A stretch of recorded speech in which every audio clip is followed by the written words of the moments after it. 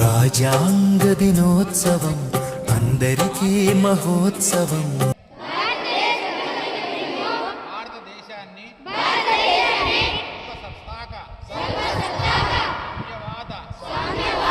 లౌకిక ప్రజాస్వామ్య గణతంత్ర రాజ్యముగా నిర్మించుకోవడానికి పౌరులందరికీ సాంఘిక ఆర్థిక రాజకీయ న్యాయాన్ని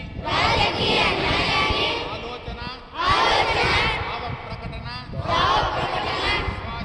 విశ్వాసము ధర్మము ఆరాధనలలో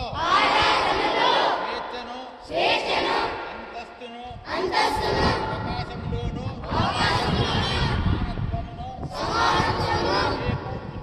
చేకూర్చుటకు మరియు వారందరిలో వ్యక్తి గౌరవమును జాత్యైక్యతను మరియు ఖండతను తప్పక సంరక్షిస్తూ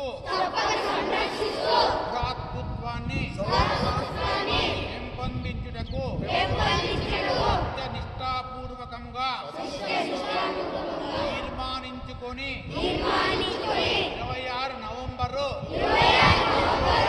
1949న రాజ్యాంగ పరిషత్తులో పరిగ్రహించి శాసనంగా రూపొందించుకున్న రాజ్యాంగాన్ని మాకు మేము సమర్పించుకుంటున్నాము. రాజ్యాంగ దినోత్సవం అందరికీ మహోత్సవం. గెలిచిన వాళ్ళు పరిపాలన చేస్తారు. ఎవరో ముఖ్యమంత్రి ఎన్నుకుంటారు, ఆ వాళ్ళలో సభాపతి ఎన్నుకుంటారు. సభ మర్యాదలు కాపాడడానికి సభాపతి ఉంటారు. ఈ సభాపతి ఏదైనా అపక్షణ అడగాలన్నప్పుడు 0 ఒకటి అడగాలన్నప్పుడు మీరు లేచి సభాపతి అనుమతి తీసుకొని మనం కూర్చుంటారు.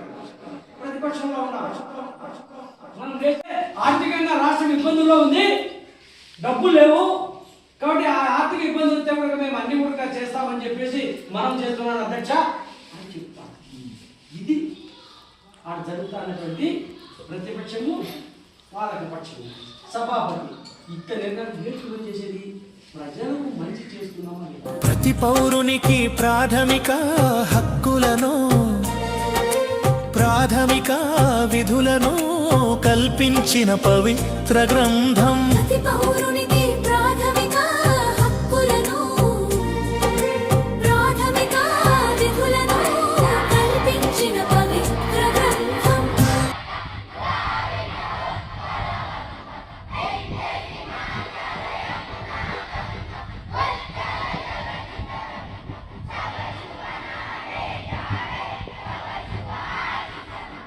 రాజ్యాంగ పితామహుడు అంబేడ్కర్ను స్మరిస్తూ జేజేలు పలుకుదాము. వర్ధిల్లాలి వర్ధిల్లాలి భారతదేశ రాజ్యాంగం. రాజ్యాంగ దినోత్సవం అందరి